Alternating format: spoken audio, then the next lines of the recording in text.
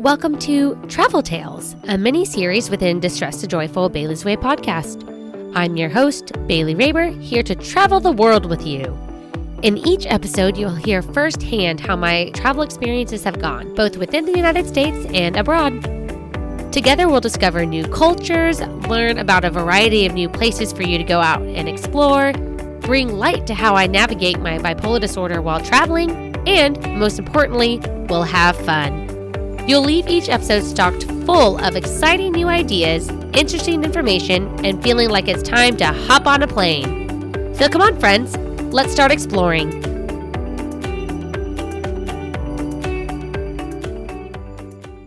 Hello, friends.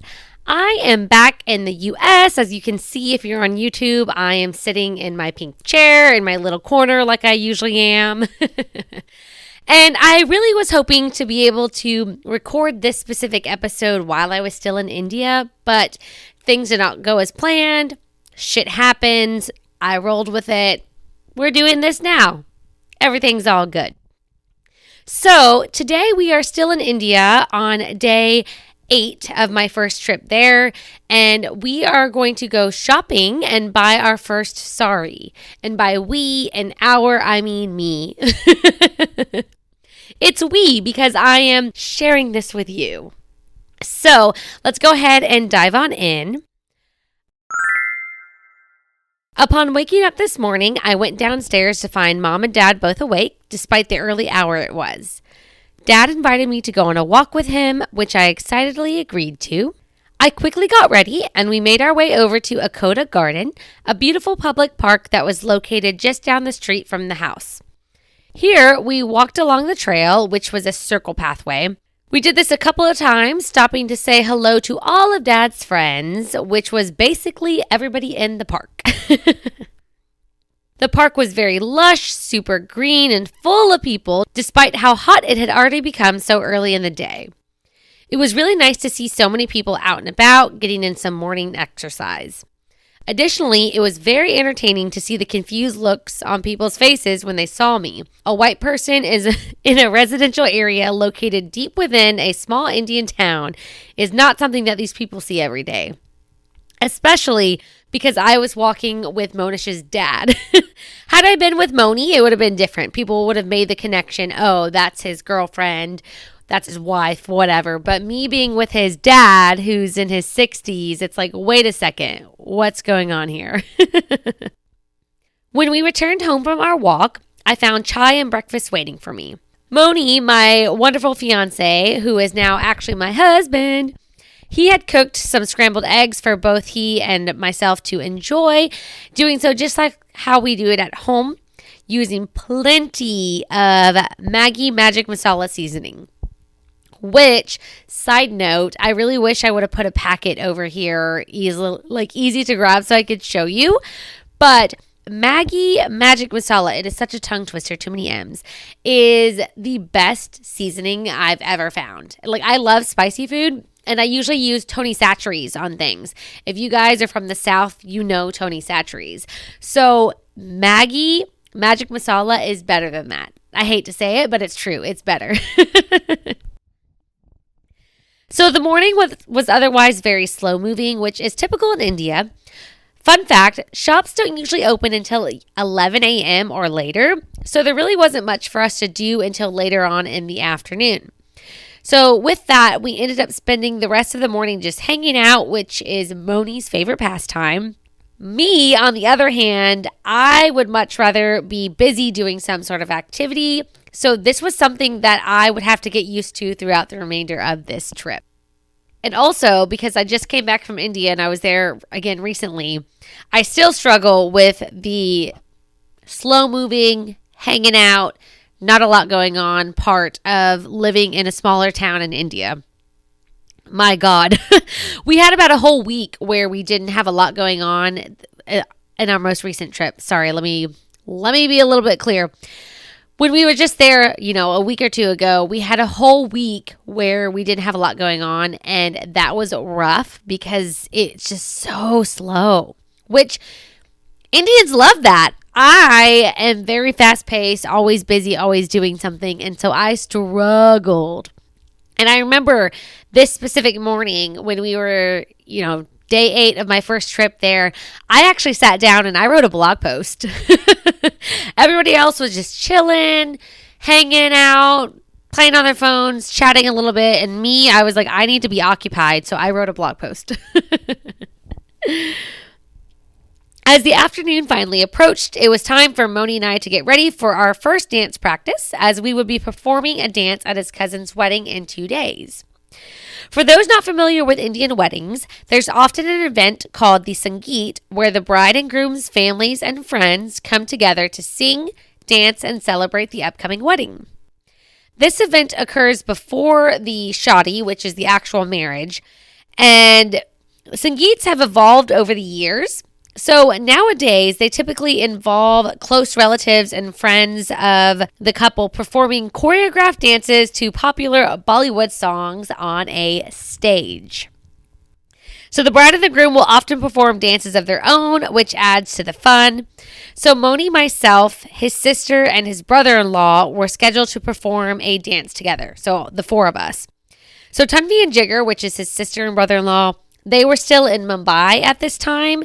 So Moni and I were learning the dance with the choreographer alone for the time being. And y'all, it's so much fun. It might seem a little nerve-wracking if you haven't grown up, dancing on a stage and performing just for the hell of it. But I love this part of Indian weddings. I love the Sangeet. I love the atmosphere. I love the getting on the stage and performing. Nobody's going to boo you. If you fuck up your dance, nobody cares. They're still going to be cheering you on because it's all about having fun and just enjoying dancing and songs and singing. And it's a blast. I love Sangeets. So before heading to dance class, I was introduced to a new toy, Moni's scooter.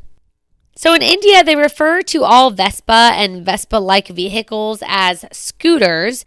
That's because motorcycles are considered bikes and bicycles are considered cycles. So if I refer to a scooter, y'all think of a Vespa.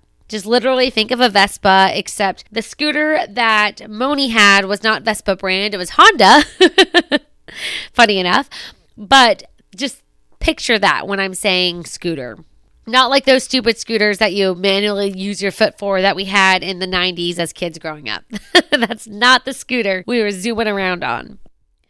So even though it was super hot outside when we left on the scooter to go to dance class, I loved it. I loved it so much. And I will always choose to ride on the scooter, even in 100+ degree weather, instead of in an air-conditioned car, because it's just so much fun. Y'all, I love the scooter. Even this last time, it was kind of cold outside, and so I still wanted that scooter. We'll put on a jacket. We're going on the scooter. I do not care. I don't want to be in a car. I want the scooter. Let's go. So dance practice was absolutely brutal for this American who was accustomed to having comfortable air conditioning wherever she went. So not only did the room that we were practicing in not have air conditioning, but it was also located upstairs. And y'all, heat rises. So yeah, there were some fans in the room to help the air circulate, but with the temperature being more than 100 degrees at the time of practice, those oscillating fans were not enough for me. Oh my God, they were not. So not only did our choreographer have to open the windows and doors to help circulate the air for me, but we also had to take many different breaks so that I could stand in front of the fans and chug some water. I ended up making it through my very first practice without passing out, so I'd call that a win. Y'all, I was drenched in sweat, dying from the heat. It was so hot, and I did not expect that at all. So that was a really fun situation that I was kind of thrown into. It happens. But I've learned my lesson. So basically, anytime moving forward, if I'm having a dance practice, expect there to be little to no air circulation and fans. If you're lucky, you'll have some, oscillating fans, but there won't be AC. So doing this in December, like we just did recently for our wedding that happened a few weeks ago, That was a much better experience because it was much cooler outside, but at least I knew what I was getting myself into. So that was a plus. After dance practice, we went home to get mom, meaning that we had to leave the scooter behind and take the family car instead so that we could now go shopping. So it was worth the trade-off. So we needed to purchase a couple of sarees and or chanya cholis for me to wear to the wedding events that we'd all be attending later on during this week. So I'd been excited about this since first learning that I'd be attending Moni's cousin's wedding because fashion has always been a passion of mine, which if you guys have tuned in time and time again, you should know this by now.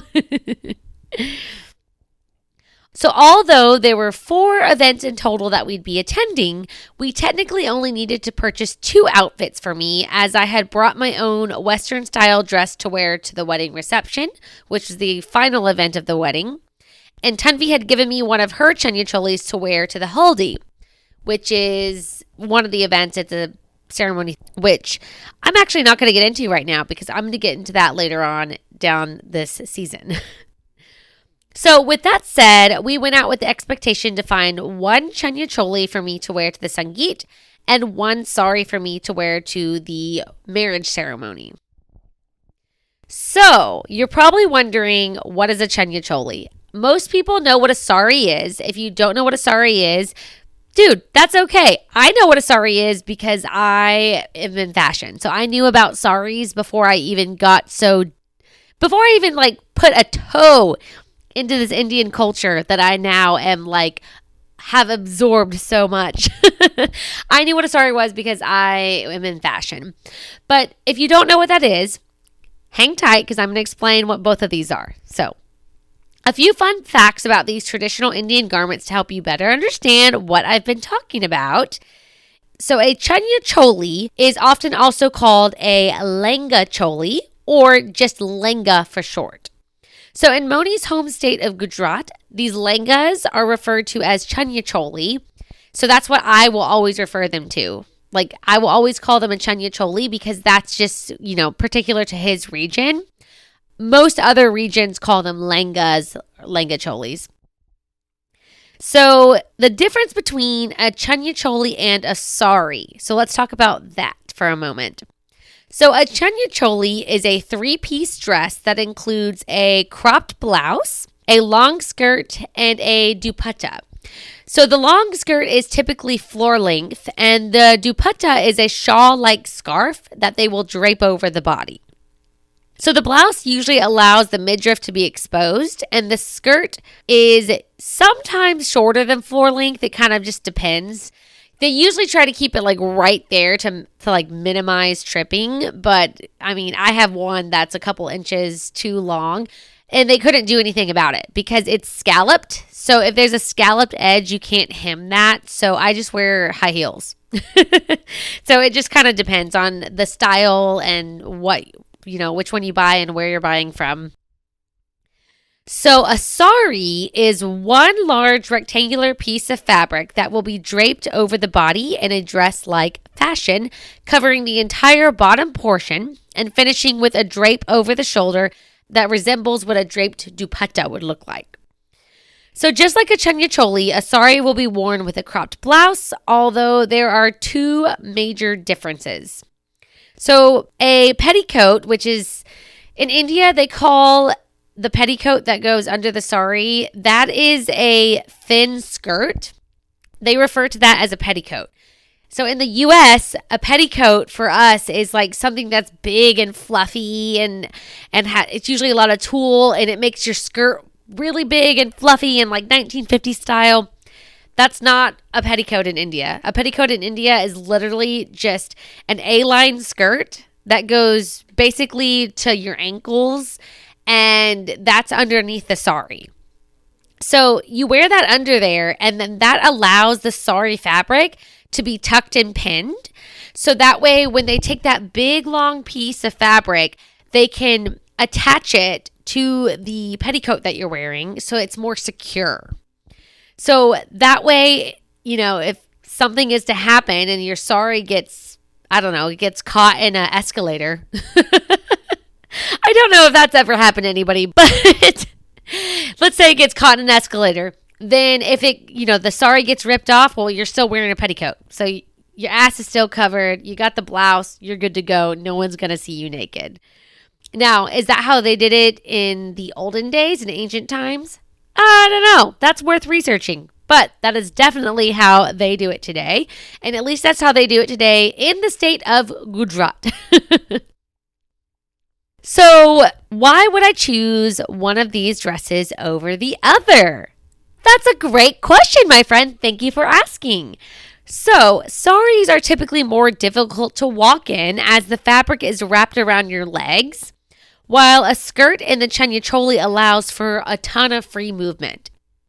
So with that said, if you're planning to bust some moves on the dance floor, a chanya choli is a much better option. But if you're attending an event that does not involve dancing, choosing to wear a sari would make sense. And that's only if you want to. Some people hate wearing them because they're constrictive, but I fucking love them. And that's also, mind you, if you're able to pin it on yourself or if you have someone readily available to help you pin it up. So, little fun fact, when we are in India and we're getting ready for weddings, Mom has this hairdresser that she calls. We just call her the ladies. And the ladies come and they do our hair. They will do your makeup if you'd like. I never have them do my makeup. I always do my makeup myself. And then they will get us dressed in our outfits. And they call these dresses, they call a sari like a dress. They'll call your chanya choli a dress. Even though technically it's not, and being, the fashion guru that I am, I never call them dresses. So obviously we pay these ladies, and they get paid to do this multiple times a day for all different clients all over the city.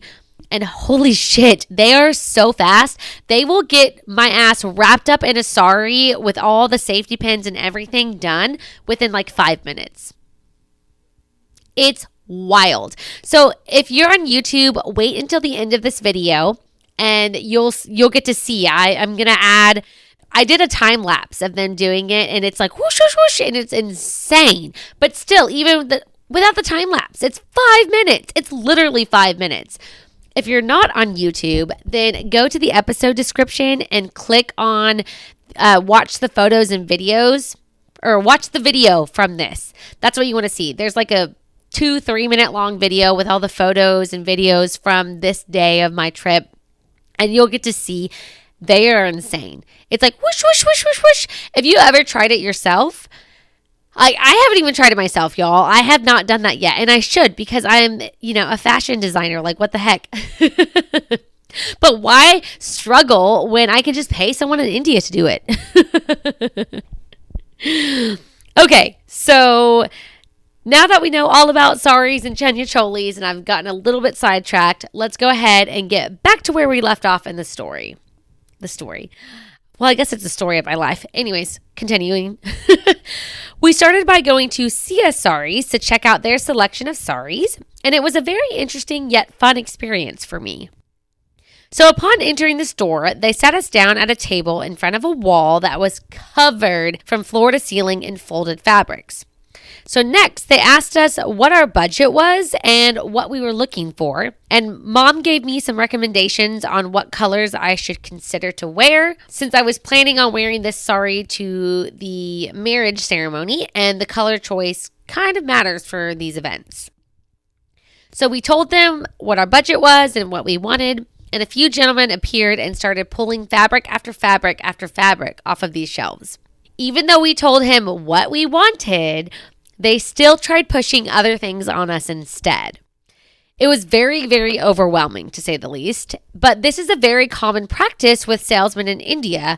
So I learned that you just have to be very firm and tell them nahi chahiye, which means I don't want that in Hindi, and continue to direct them towards what you actually want. So let me get a little bit more detailed in that for you. Because I just recently experienced this again multiple times on our most recent trip to India a week ago. So when buying a sari, you tell them your budget and you tell them, okay, like I want light blue, for example, because I wore light blue Moni and I matched for his friend's wedding. I had a swatch of fabric with me, and I'm like, this is what I want. And they still brought purple. They brought pink. They brought yellow. I'm like, I don't want this shit. I literally have a swatch of fabric I'm trying to match. I want blue. We told them our budget was, I don't remember if we said 3,000 rupees or 4,000. We might have said 3,000. Our real budget was 5,000, but you have to always tell them less, because when you tell them 5,000, they bring you 10,000 or 12,000. And even though we said 3,000, guess what? One of the most beautiful sarees that they pulled out that I really, really wanted was 12,000 rupees. I'm like, yo, that's 4 times the 3,000 budget we told you. So the saree that we ended up buying was just under 5,000. It was like 4,800 rupees, which I will do the math for you so you don't freak out, because that sounds insane. But the rupees to USD, it's currently right now, as of January 29th, 2024, 83 rupees per US dollar. So 4,800 rupees, we're going to divide that by the 83. It's not even $60. $57.83. Which, I mean, if you think about it, like, you're going to see the photos in just a minute. You'll see how beautiful these outfits are. That's nothing. That's literally nothing. If you were to buy that in the US, you would pay at least 2 or 3 times that. So this was very, very interesting experience. It's also, with me being such a decisive person, it can be a little frustrating, because I'm like, bro, I said light blue and you got green in your hands. I don't want to see green. Like, show me what I want. But they would be bad salesmen if they didn't try to push something else on you, because at one point we went somewhere and, it was fabric. I was buying fabric and I kept telling what I wanted. And then he showed me other things that I didn't ask for, and I ended up buying some of that shit too. So they're good. They know what they're doing. So because I'd never worn a saree before, the man offered to mock drape me in a few of the sarees that I was considering purchasing. They even let Moni take pictures of me being draped in them, which Mom later told us is usually not allowed. So Moni thinks they allowed it because I am American, and there's this very weird and uncomfortable privilege that sometimes comes with that when traveling through India. I think a lot of it is, I don't want to get into the politics or anything like that, but I do think part of it too is with me clearly being a foreigner. I'm not Indian whatsoever. You can tell by how I look. That they know, okay, she's got foreign dollars, so let's treat her really nicely, so maybe she'll like spend more of her foreign dollars here. That's like a theory of mine that I have. I'm not going to get into some of the political things with this, but I think that that might have a little bit to do with it too. Just a little, just maybe. So in the end, I settled on a beautiful navy saree that came with a red blouse, and it had gold. Just, it's beautiful. Just wait, you'll see. I love it. I wore it again recently. I really love that saree. I also ended up getting a second saree, a completely red saree that Mom labeled as a, quote, party saree that could be worn to parties or celebrations such as Diwali. And fun fact, I wore that red saree that I bought in March of 2022. I wore that for the first time this past year in November of 2023 for Diwali. And because, like I'd said a few minutes ago, I've never draped my own saree. I actually had Monish's friend's wife, who, I mean, they're my friends now too, I guess. Bubble did it for me. She is phenomenal at tying sarees. She likes doing that. She loved doing it as a kid growing up. She had told me that one time before. And I asked her if she would do it, and she was so sweet, and she draped me in my own saree, which was incredible because I would have struggled to do it myself or taken like 20 times longer than she did. But yeah, so going back to the story. So Mom bought this red saree for me to bring back home, as I would not be able to wear it to any of Hetwi's wedding events. So this is because the bride traditionally wears all red on her wedding day, which is the shadi ceremony. And just as the guests attending a wedding in the US know not to wear white, as that's what the bride wears, the guests attending an Indian wedding typically also don't wear red because that is the bride's color. Although nowadays, brides have started wearing other colors such as pink or gold or green, but in my opinion, I think it's still best practice not to wear red. Now, Indians might tell you something else. I saw a lot of red being worn at one of Moni's friends' weddings that we attended literally 2 weeks ago. Yeah, we attended it literally 2 weeks ago. No, a week and a half ago. My God. But the people wearing red were all the bride or the groom's family members. So I still think there's something with that. I just, having grown up in the US and we do not wear white to people's weddings, I think it's just respectful to just steer clear of the color the bride could possibly be wearing. Just, you don't want to outshine the bride. So I don't want to be wearing something red and sparkly because what if that's more red and sparkly than what she's wearing? You never know. I just don't want to chance that personally. So after purchasing the sarees, we walked next door to Ria Boutique, where we would be able to browse their selection of chanya cholis.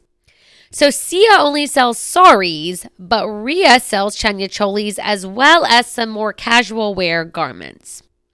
So we were guided upstairs where the chanya cholis were, and I began to look for something that was dark green because I wanted to match what Moni would be wearing to the Sangeet. So his uncle had a dark green jacket custom made for him to wear, and the rest of the gentlemen in the close family had the exact same jacket made, but all in different colors. So this does not always occur at weddings, but it was a very, very nice gesture from his uncle.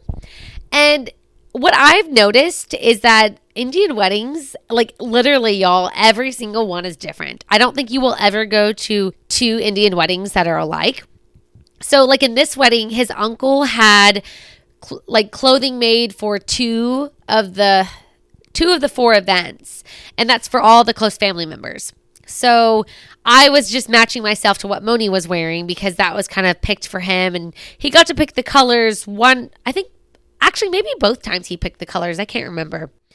But in this last wedding that I went to, his best friend's wedding, not all, but like a lot of the boys who would technically be considered like groomsmen, if you want to compare it to an American wedding, they decided that they wanted to all match. So they all got light blue jackets, and I then matched to Moni as well. So, but like the women didn't all match.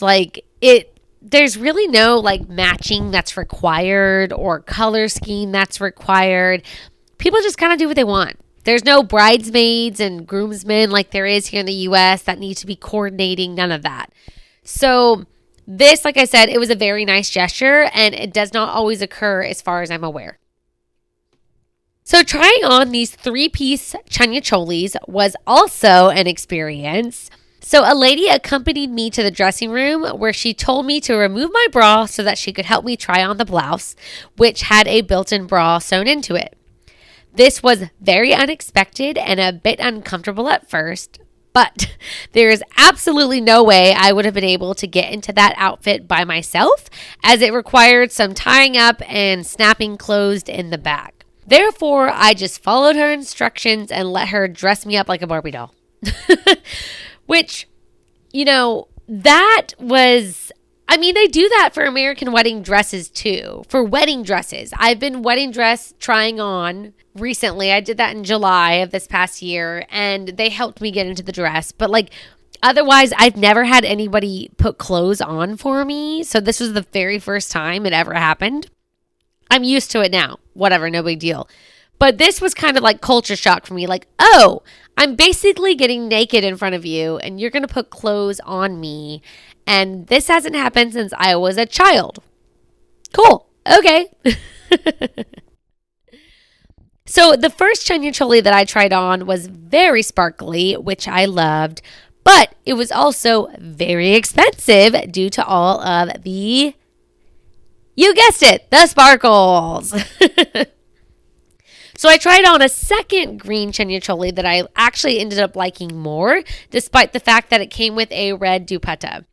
So I typically don't like pairing red and green together as they are considered Christmas colors here in the US. And having been born on Christmas Day, I am not head over heels for the holiday like the rest of the country seems to be. But red and green are complementary colors, so it did actually look good together, especially with all of the gold embellishments that were added to both the blouse and the skirt. Therefore, I went ahead and I bought this second green chanya choli, completing our mission of me buying 2 outfits that were needed to wear to 2 of the different wedding events.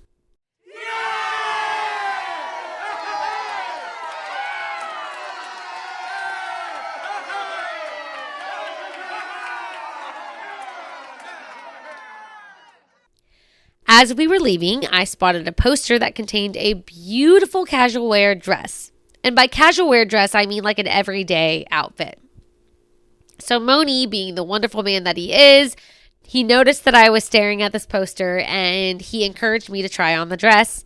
I loved it. He loved it. Mom loved it. So Moni bought it for me. I was truly so spoiled while on this trip to India. Well, on all the trips to India. It's hard not to be when the USD goes so far, y'all. So the next task at hand was taking the new sarees and the chanya choli to the family tailor, Rajubai. So fun fact about purchasing sarees, the blouse actually comes as a piece of cloth that contains an outline of what the blouse should look like. And in this outline, they usually have embellishments or embroidery that's like, this is the neckline. This is the end of the sleeves. This is the sleeve cap.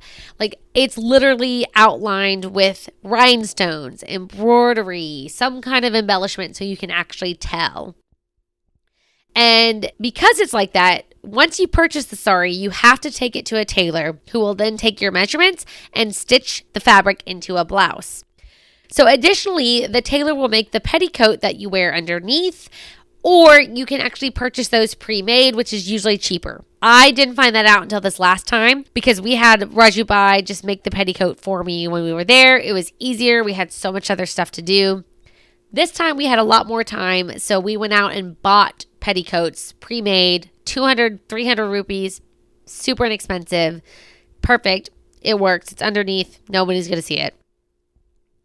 So the petticoat usually does not come with the saree when purchasing. That's why you have to either get it made or purchase it.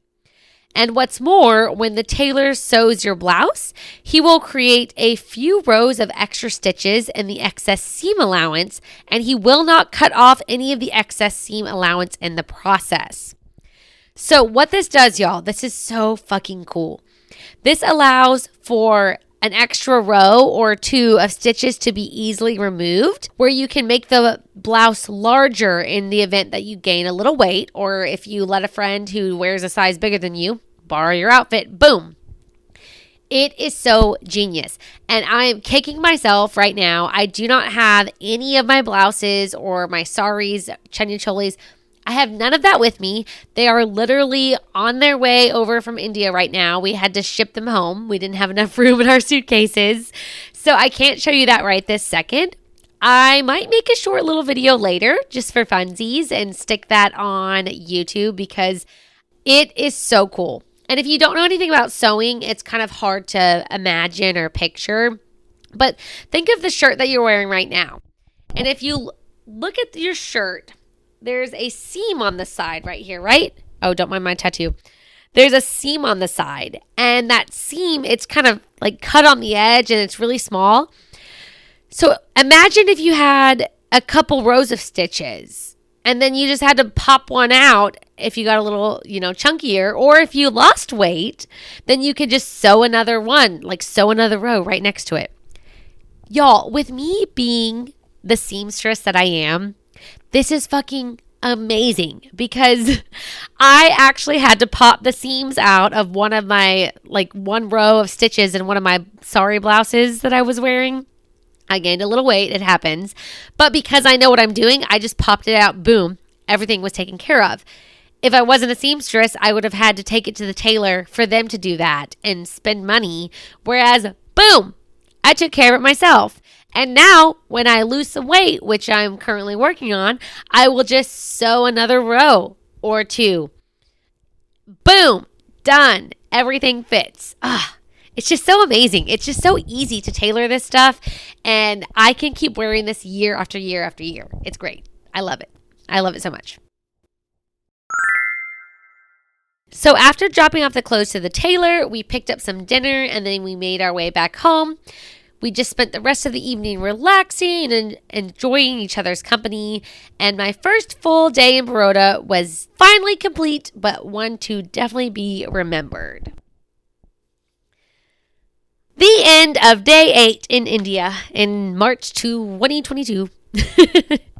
So I wish I would have had a saree or a chanya choli or something to physically show you right now.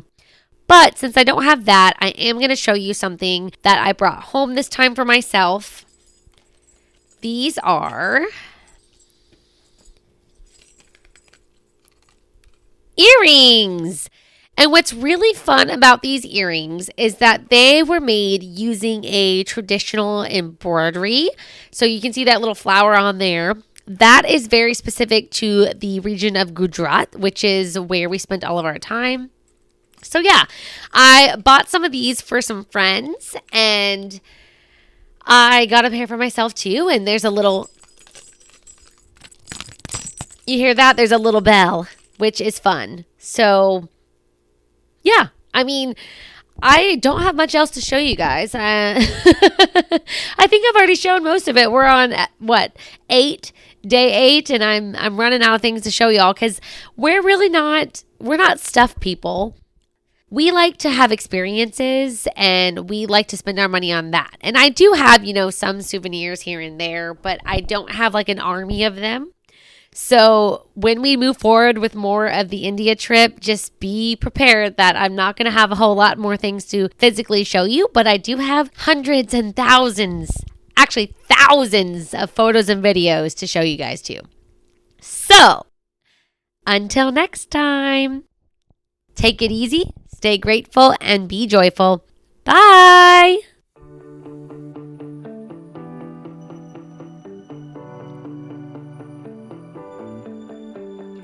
Thanks for tuning in to another episode of Travel Tales. Head on over to whatisheybellsdoing.com/travel to find the resources mentioned in today's episode. You can watch this episode for free on YouTube, complete with a bonus slideshow of photos and videos from this trip. If you enjoyed this episode, please leave a rating on your favorite listening platform or write a review on Apple Podcasts. Also, don't forget to hit the subscribe button to stay up to date on new episode releases. See you next time for another great adventure. Bye!